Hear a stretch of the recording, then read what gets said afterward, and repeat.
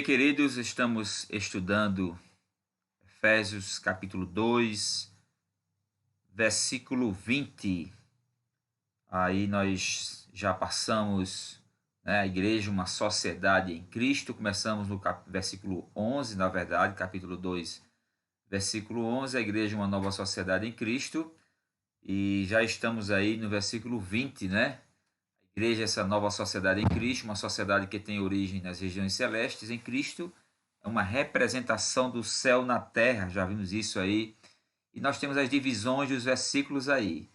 Nós vimos a sociedade em que vivíamos, éramos separados de Israel, incircuncisos, separados de Deus, sem paz. Houve uma mudança, dos versículos 3 ao 18. Fomos reconciliados por Cristo, reconciliados com a nação de Israel no horizontal e reconciliados com Deus na vertical. E começamos na semana passada a nossa nova posição social hoje em Cristo, versículo 19 ao 22. Já vimos o versículo 19, né? Que é uma riqueza. Veja o contraste aí com Efésios do 11 ao 12. Nós éramos incircuncisos, desprezados de Israel, desprezados sem paz, sem Deus, mas hoje nós somos concidadãos dos céus, somos da família de Deus, uma riqueza. Então devemos viver como cidadãos celestiais. Aí segue todo o esboço, os versículos para os irmãos estarem em casa estudando. Nós somos peregrinos, a palavra-chave é peregrino, nós não somos desse mundo. Estamos passando aqui uma temporada, na verdade, né? Vamos em breve voltar para nossa casa, porque somos dos céus, irmãos. Isso é a verdade. Isso não é ser alienado. Tem pessoas que dizem, você que não quer se envolver com as questões dessa vida, você quer ser alienado. Não é isso. Estou me referindo ao foco do cristão, ok? O cristão deve saber votar, o cristão deve saber se comunicar, o cristão deve saber usar as coisas desse mundo sem ter seu coração nelas. Seu foco está nos céus, ok? Então, falamos sobre o comportamento do cristão. Paulo disse lá em Coríntios 10, 31, assim que vocês comam, bebam ou façam qualquer outra coisa, façam tudo para a glória de Deus, né? O nosso estilo de vida, o nosso sentimento, nossa vontade deve ser as mesmas de Cristo, do cidadão celestial. Nós vemos que Adão perdeu tudo isso com o pecado, mas em Cristo nós somos restaurados e podemos fazer isso através do Espírito Santo, ok? Então nós somos luz, devemos refletir nesse mundo mal, a luz celestial, uma luz que vem dos céus através do Espírito Santo. Devemos refletir nas músicas que ouvimos, na moda que nós vestimos, nas redes sociais. Eu cheguei a fazer uma pergunta aos irmãos, de 10 postagens nossas, quantas falam de Cristo? Ok? Um cuidado uns com os outros, nas amizades, relacionamentos. Toda a nossa vida deve estar voltada para as regiões celestes. E hoje nós chegamos ao versículo 20. É um versículo bastante interessante. Nessa nova sociedade celestial, cidadãos celestiais, família de Deus, versículo 19. Essa família, essa nova sociedade, ela tem um padrão, tem uma regra. Está no versículo 20, que diz assim: edificado sobre o fundamento dos apóstolos e dos profetas, tendo Jesus Cristo como pedra angular. Efésios 2:20. Vamos repetir esse versículo? Edificado sobre o fundamento dos apóstolos e dos profetas, tendo Jesus Cristo como pedra angular. Efésios 2:20. Ok? Então, a igreja tem uma estrutura, como os irmãos estão vendo aí. Uma casa, um edifício. O apóstolo Paulo usa a expressão edifício, que Cristo é a pedra angular e os apóstolos e profetas são o restante da construção, esse alicerce que forma Cristo como pedra angular e os apóstolos e profetas. No final nós vamos ver esse versículo que está em Pedro 2, versículo 5, que fala que nós somos pedras vivas, que nós também participamos dessa construção, ok? Lembre-se, Cristo é a pedra principal. Nós vamos ver o que é que representa essa pedra aí. E depois vem os apóstolos e profetas. Olha o significado da pedra angular. O que é pedra angular? A pedra angular era a pedra fundamental utilizada nas antigas construções, caracterizada por ser a primeira a ser assentada na esquina do edifício, formando um ângulo reto entre duas paredes. A partir da pedra angular eram definidas as colocações das outras pedras, alinhando toda a construção. A pedra angular é o elemento essencial que dá existência àquilo que se chama de fundamento de construção. Atualmente, a pedra angular seria semelhante aos alicerces dos prédios contemporâneos. Olha aí, irmão, Cristo, a pedra angular, a partir de Cristo, tanto para um lado como para o outro, como para cima, todo o edifício é ajustado. E depois de Cristo vem os profetas e apóstolos. Tudo é estruturado a partir de Cristo. A partir da pedra angular é construído todo o edifício. Em Mateus 16, 18, Cristo já havia profetizado isso para Pedro, né? Tu és Pedro, mas sobre esta pedra, se referindo a ele mesmo, edificarei a minha igreja e as portas do inferno não prevalecerão contra ela. Então Cristo já falou para Pedro: olha, Pedro, tu és uma pedra pequena, mas eu sou a rocha, eu sou a pedra pela qual toda a igreja vai ser estruturada, eu sou a pedra angular. Os apóstolos e profetas do Novo Testamento, profetas do Novo Testamento, não do Antigo Testamento, ok? Os profetas que receberam de Deus as revelações para exortar, para edificar a igreja, esse grupo, eles continuaram essa construção, seguindo a mesma linha de Cristo. Paulo chegou a dizer: sede meus imitadores como eu sou de Cristo. Lá em 11:23, Paulo fala lá na passagem da Santa Ceia, né? Olha, eu estou repassando para vocês o que eu recebi do Senhor. Então, eles continuaram todo o projeto inicial a partir de Cristo. Todo fundamento, todo alicerce, todo alinhamento, toda estrutura foi a partir de Cristo. Nada mais, somente Cristo deu toda estrutura já montada para esses homens continuarem esse trabalho maravilhoso, que é a estrutura, a construção desse edifício chamado igreja, que é o corpo de Cristo. Vamos continuar aqui, nós temos aqui alguns versículos que falam sobre a importância dos apóstolos, da doutrina apostólica, né? A importância deles continuarem nesse alinhamento de Cristo, dessa pedra angular. Segundo Timóteo 4, do 1 ao 3, Paulo nos diz que devemos nos manter vigilantes nos dias de esfriamento espiritual. Vai ter alguns erros de português, irmãos, aí. De última hora eu tive que refazer algumas postagens porque eu perdi algumas coisas aqui, não salvei. E de última hora eu tive que montar aqui a estrutura para trazer para os irmãos, ok? Então os irmãos vão perdoando aí alguns erros de português. Nos manter vigilantes nos dias de esfriamento espiritual. Paulo fala para Timóteo aí que nos últimos dias as pessoas não suportarão a sã doutrina, irmãos. E olhe o alinhamento. O alinhamento, Cristo, pedra angular, e a igreja não pode sair desse alinhamento. Nós temos visto hoje o evangelicalismo tomando outro direcionamento fora do alinhamento pelo qual Cristo deixou. E é importante o que Paulo fala para Timóteo, é que nós devemos estar vigilantes, porque nos últimos dias surgirão, né, escarnecedores, pessoas zombando, surgirão teólogos liberais tentando distorcer a verdade do evangelho que nós aprendemos desde o início. Então Paulo diz: olha, você prega, você mantenha o padrão pelo qual você aprendeu. Pregar esse evangelho com forma na estrutura deixada por Cristo, ok? Em Tito 1,9, Tito nos chama a atenção para que possamos encorajar e corrigir através da palavra, né? Esse texto é um texto muito bacana, eu vou ler aqui para os irmãos.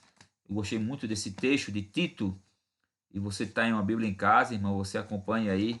Tito 9 diz: apegado à palavra fiel, que é segundo a doutrina, de modo que tenha poder, assim para exortar pelo reto ensino, como para convencer os que se contradizem. Irmãos, é através do alinhamento deixado por Cristo que nós temos essa doutrina maravilhosa, a palavra do Senhor, a doutrina apostólica, ok? A partir de Cristo, que podemos corrigir, podemos abençoar, que que podemos ensinar os irmãos, ok? Aqueles irmãos que estão andando por caminhos errados, caminhos tortuosos, nós temos, através da palavra, a autoridade de chamar os irmãos e conversar. 1 Timóteo 4,16, o jovem pastor Timóteo, né? Paulo chama ele a atenção, olha, você recebeu um dom de Deus, um dom maravilhoso de Deus, tome cuidado, permaneça fiel naquilo que você aprendeu, para que você ensine, né? Paulo diz, olha, perdão, irmãos, eu estou aqui no texto errado. 1 Timóteo, capítulo 4, versículo 16. Diz assim, tem cuidado de ti mesmo e da doutrina. Continua nestes deveres, porque, fazendo assim, salvarás tanto a ti mesmo, como aos teus ouvintes. Irmãos, que responsabilidade. Os líderes em Cristo têm de pregar a palavra. Ok? Que responsabilidades os líderes em Cristo têm de pregar a palavra. Não fugindo do foco, do alinhamento deixado por Cristo. A figura do alicerce é muito importante, que Paulo fala lá em Efésios capítulo 2, versículo 20. A figura do alicerce nos mostra o alinhamento da pedra angular, pelo qual os apóstolos e profetas e nós devemos seguir. Alguém que está construindo, né? Eu não sou pedreiro, mas você chega numa construção, tem uma linha de nylon lá marcando o alinhamento dos tijolos. E se você construir fora desse alinhamento, a casa vai ficar torta. Então a igreja não pode fugir do alinhamento. É isso que Paulo está dizendo para Timóteo. Hebreus 13, do 9 ao 7. Os princípios de Deus não mudam. Permanecer naquilo que aprendemos. Esse texto também é maravilhoso de Hebreus. Irmãos, há uma luta, há uma batalha para que a gente continue nesse alinhamento, né? Não vos deixeis envolver por doutrinas várias e estranhas, ou seja, doutrinas fora do alinhamento que Cristo deixou. Porquanto que vale é estar o coração confirmado com a graça, e não com alimentos, pois nunca tiveram proveito os que com isto se preocuparam. Ou seja, alguns irmãos estavam tentando ensinar dentro da igreja outra doutrina fora do alinhamento pelo qual Cristo não havia deixado. Nós somos salvos pela graça, vivemos pela fé, temos um padrão bíblico, mas se alguém chegar querendo impor outra doutrina, tipo assim, olha, se você cortar o cabelo, você não vai para o céu. Se você não guardar o sábado, você não vai para o céu. Se você comer isso ou aquilo, você não vai para o céu. Ou seja, são doutrinas que nós desconhecemos, está fora do padrão que nós aprendemos na palavra do Senhor. E finalizando aí Judas, versículo 3, né? Judas nos proclama, nos convida, nos desafia a defendermos a fé. A defendermos a fé, a doutrina pela qual nós aprendemos. Essa defesa, irmãos, é dentro da nossa igreja, pelo amor de Deus. Ok? Se você tem um amigo de outra igreja que não é evangélica e ele lhe dá a liberdade de você conversar, perdão, tudo bem, mas dentro da nossa igreja nós temos a liberdade de defender a sã doutrina. Irmãos, isso não é falso julgamento. Não é aquele julgamento hipócrita que Cristo está se referindo lá em Mateus capítulo 7. Não. Quando defendemos a doutrina bíblica dentro da igreja, estamos usando um argumento bíblico de mantermos o alinhamento correto, o alinhamento da pedra angular que é Cristo Jesus. Daí a importância de estarmos na doutrina apostólica, ok? Aí você pergunta, mas por que ser um batista fundamentalista?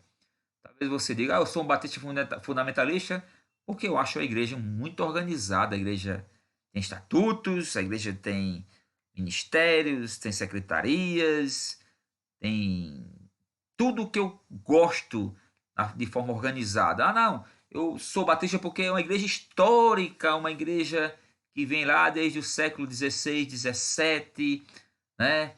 Uma igreja que está aí há muito tempo. Isso também é interessante, é até romântico, né? Eu quero ser batista porque sabe investir o dinheiro. O meu dízimo, minhas ofertas, Eu sei onde estão. Ah, eu quero ser batista, porque é uma igreja missionária. É lindo, irmãos, maravilhoso. São motivos interessantes, mas realmente, irmãos, o verdadeiro motivo de eu ser um batista fundamentalista é a sua base doutrinária, ok? Os batistas fundamentalistas se destacam por sua base doutrinária. Os irmãos, não se esqueçam disso. A base doutrinária é que nos faz ser diferentes. Os fundamentalistas, desde que saíram da Inglaterra, desde que vieram para os Estados Unidos, existe um grupo de batistas diferenciados, porque não é ser batista. Hoje no Brasil existem várias denominações com o nome de batista, batistas reformadas, como a Lagoinha, né? É uma batista reformada. Aí outras batistas aí, batistas do sétimo dia, estranho, né? Mas a batista fundamentalista, ela tenta preservar as regras básicas, as doutrinas básicas que nós conhecemos na palavra de Deus. Depois, quando Deus nos der tempo e vamos estudar, se Deus permitir, os distintivos dos batistas, que são 22 pontos interessantíssimos acerca de doutrinas que nós cremos, irmãos. Então, se você escolheu ser um batista fundamentalista, então seja bíblico, irmãos. Seja bíblico. Você quer saber de uma coisa? Na Igreja Batista não existe essa história eu acho, eu penso, eu quero, eu faço. Não. A nossa ideia é o que a Bíblia diz, o que a doutrina diz, qual é o alinhamento de Cristo. É como um filme que diz, né? O que Jesus faria. Eu não estou lembrado agora bem o tema desse filme, mas assim, o que Jesus faria se fosse no nosso lugar? O que eu devo fazer é aquilo que Cristo quer, é aquilo que a sua palavra quer. Então isso é ser um batista fundamentalista, irmãos. Então tomemos cuidado com esse alicerce que nós estamos construindo em nossas vidas, irmãos. De repente você gosta de ouvir pregadores pentecostais, neopentecostais. Há muito pregador bom, mas há muita mistura hoje em dia na internet, no YouTube, há muita coisa, muita farofa, há muito desalinhamento doutrinário. Então tenham cuidado com o que vocês estão ouvindo, assistindo, né? Eu vou finalizar com esse texto aqui de Pedro. É um texto bastante longo, 1 Pedro 2, do 4 ao 12, vou ler alguns versículos que diz assim: à medida que se aproximam dele, a pedra viva, a pedra angular, rejeitada pelos homens, mas escolhidas por Deus e preciosa para ele, vocês também estão sendo utilizados como pedras vivas. Todos nós, irmãos, fazemos parte desse edifício, na edificação de uma casa espiritual para serem sacerdócio santo, oferecendo sacrifícios espirituais aceitáveis a Deus por meio de Jesus Cristo. Vejam a responsabilidade individual de cada um de nós.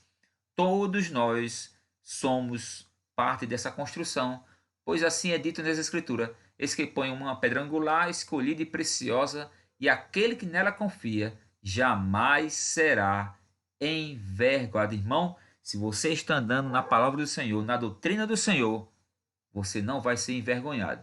Portanto, para vocês, os que creem, essa pedra é preciosa.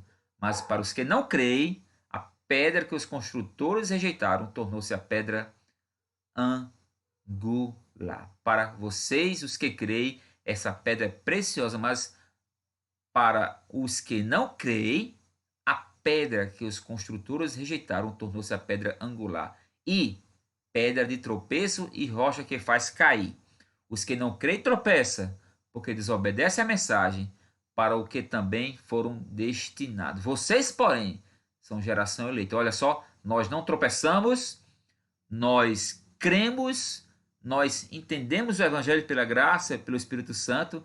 Então, nós somos geração eleita, sacerdócio real, nação santa, povo exclusivo de Deus, para anunciar as grandezas daquele que vos chamou das trevas para a sua maravilhosa luz. Vocês que não eram povo, mas agora são povo de Deus, não haviam recebido misericórdia, mas agora alcançaram, receberam essa misericórdia.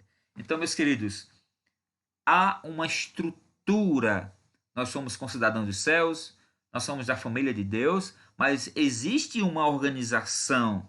Não é qualquer um, de qualquer jeito, de qualquer forma. Não, existe uma doutrina bíblica, existe uma estrutura, um edifício sendo construído.